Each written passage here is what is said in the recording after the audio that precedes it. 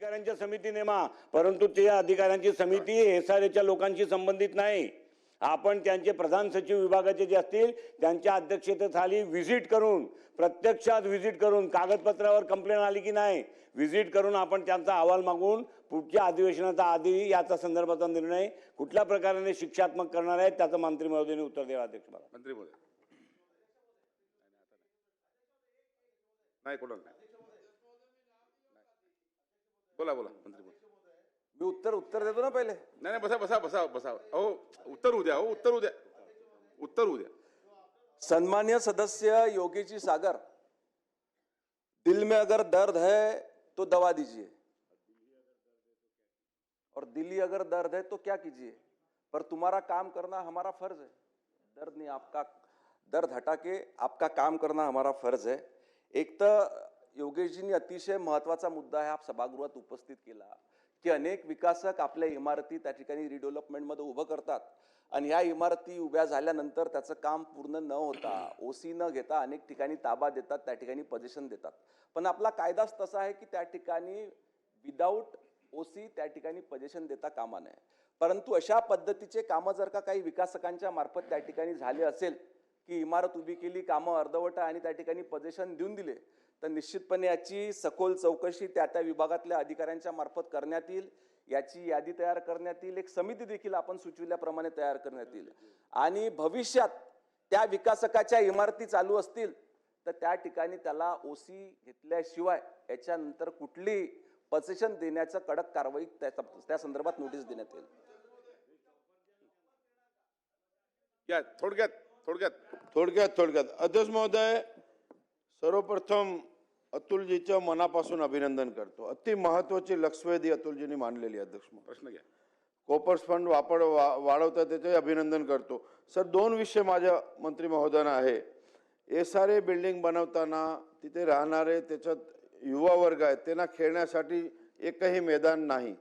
दुसरा विषय, एसआरए बिल्डिंगमध्ये राहणाऱ्या रहिवासियांना पार्किंगची अजिबात व्यवस्था नाही. पूर्ण रोड रस्त्यावर पार्किंग करावं लागतं आणि ट्रॅफिक जाम होते. हा दोन विषयावर मंत्री महोदयांनी मला उत्तर द्यावं. अध्यक्ष, काल विधानसभा विधेयक क्रमांक 93 महाराष्ट्र कृषी उत्पन्न पणन विकास व विनियमन अधिनियम 1963 हे सुधारणा बिल रात्री सभागृहाचं कामकाज उशिरापर्यंत चालू असताना हे बिल आलं होतं आणि या बिलावर आम्ही हरकत घेतली. मी स्वतः महायुतीतला आमदार असलो तरी मी आणि शेतकरी नेते म्हणून ज्यांची ओळख आहे ते विधान परिषदेचे सदस्य सदाभाऊ खोत, आम्ही दोघांनी या बिलावर आक्षेप घेतला. आजही त्यावर स्पेशल चर्चा होणार आहे.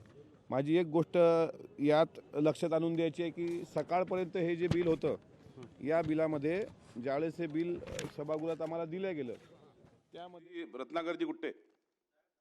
लक्षवेधी क्रमांक 6 छापल्याप्रमाणे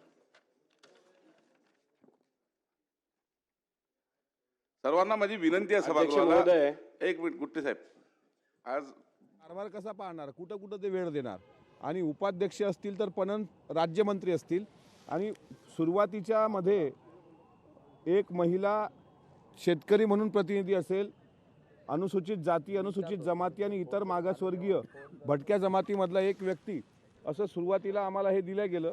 आम्हालाही आनंद झाला की स्त्री प्रतिनिधी जर कृषी उत्पन्न बाजार समितीवर जात असेल, कारण स्त्रियांनी सुद्धा शेती केलेली आहे, करतात, आणखी कुटुंबाला हातभार लावतात. शेतीचा शोधच स्त्रियांनी लावला, पण नंतर सुधारित उत्तरामध्ये ते वगळल्या गेलेलं आहे. म्हणजे महिला प्रतिनिधी सुधारित उत्तरामध्ये वगळल्या गेली. यावर सुद्धा आम्ही हरकत घेतलेली आहे, आक्षेप घेतलेला आहे.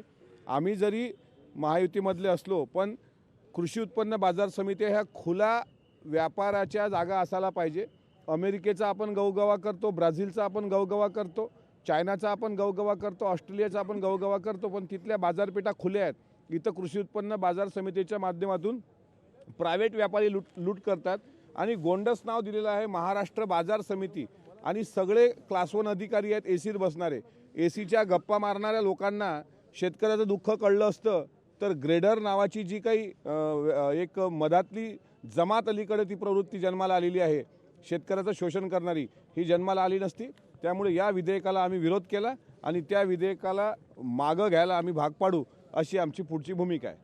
अमेडिया कंपनी जो जमीन गैरव्यवहार प्रकरण झालं पुण्यातलं, त्यामध्ये अमेडिया कंपनीकडनं जो कागदोपत्री व्यवहार झाला हा हा वेळीच जर का अधिकाऱ्यांनी तपासला असता, पाहिला असता आणि वेळीच कारवाई केली असती तर हा घोटाळा झाला नसता, असं अजितदादा थोड्याच वेळापूर्वी माध्यमांशी ऑफ रेकॉर्ड संवाद साधताना म्हटलेले आहे. नाही, अजितदादांचा कारभार हा पारदर्शक असतो. पारदर्शक कारभार केला पाहिजे हे दादांचं सुरुवातपासून सांगणं आहे. अगदी एखाद्या सरकारी निधीचा म्हणजे एखाद्या ठिकाणी व्हिजिट देताना सुद्धा एखादा नट जरी वेगळ्या कंपनीचा असला तरी बारकाईनं पाहणारे दादा अमेडिया कंपनीच्या इतक्या मोठ्या प्रकरणानंतर साहजिक आहे त्यांची प्रतिक्रिया ती येणं. आणि ते जर ऑफ द रेकॉर्ड तसं बोलले असतील तर यावरून एक स्पष्ट होते की अमेडिया कंपनीच्या बाबतीत जे काही आता सगळीकडे चर्चा सुरू आहे त्यावर अजितदादांनी केलेलं ते भाष्य आहे. चौकशी समितीच्या अंती जो कोणी चौकशीत दोषी असेल त्यावर सुद्धा कारवाई होईल असं सुद्धा दादांनी मागं सूतोवाच केलं होतं. त्यामुळे दादांच्या निर्णय क्षमतेला आणि दादाच्या पारदर्शक कारभाराला कोणी चॅलेंज करू शकत नाही. शेवटी ते अजितदादा आहेत, राज्याचे उपमुख्यमंत्री आहेत आणि त्यामुळं त्यांनी दिलखुलास तुमच्यासोबत बातचीत केली असेल तर त्यातून अनेक गोष्टी तुम्ही पत्रकारांच्या सुद्धा लक्षात आल्या असतील. मेटकर साहेब, पुन्हा एकदा एक प्रश्न आहे. नागपुरातील संघाच्या बौद्धिकाला अजित पवारांच्या राष्ट्रवादीची अनुपस्थिती राहणार आहे का? या सगळे हा प्रश्न तुम्ही दादांना विचारलाय का? दादा काय नव्हते बोलले? तेव्हा, Off the आता record. तुम्ही आहात तर आम्ही तुम्हाला विचारतोय का तुम्ही संघ कार्यालयाचं निमंत्रण नसल्यासंदर्भात काही गोष्टी समोर आल्यात का? हे बघा, हिवाळी अधिवेशनामध्ये आता हा प्रश्न तुम्ही जो विचारला मागच्या वर्षी मला विचारला होता आणि त्या प्रश्नाचं उत्तर मी सुरुवातपासून हेच देतो आहे की राष्ट्रवादी काँग्रेस पक्षाला यावेळेस मला निमंत्रण नाही. म्हणजे राष्ट्रवादी काँग्रेस पक्षाला असेल की नाही वर मला माहीत नाही, पण आमच्या पक्षाची विचारधारा ही शिवशाहू फुले आंबेडकरवादी विचारधारा आहे. मी स्वतः मला जर विचारत असाल तर माझं डोकं हे रायगडमध्ये आहे आणि माझं मन मेंदू मस्तक हे महाडला आहे, दीक्षाभूमीला आहे. त्याच्यामुळे बौद्धिकात माझा जाण्याचा प्रश्न येत नाही. आणि राहिला प्रश्न संघाच्या बौद्धिकाचा, तर संघांनी कधी ती विचारधारा आमच्यावर लादण्याचा प्रयत्न केला नाही. की महाराष्ट्रामध्ये अल्पवयीन मुलं ज्यावेळेला हरवतात किंवा बेपत्ता होतात तेव्हा त्यांचा तपास घेण्यासाठी आपण विशेष मोहिमा राबवतो. आणि या विशेष मोहिमांच्या वेळेला एक गोष्ट लक्षात येते की फाईल नसलेल्या मुलांना देखील आपण शोधून काढलेलं आहे. आकडेवारी जर का आपण पाहिली, टक्केवारीनुसार जर का आपण पाहिलं तर जवळपास जी मुलं हरवतात किंवा बेपत्ता होतात, मिसिंग कंप्लेंट असो किंवा नसो, ज्यावेळेला ह्या शोध मोहिमा होतात त्यावेळेस 90%पेक्षाही जास्त मुलं ही पुन्हा आपल्याला सापडतात. त्यातून काही मुलं ही स्वतःहून निघून गेलेली असतात, काही मुलं ही रागावून गेलेली असतात.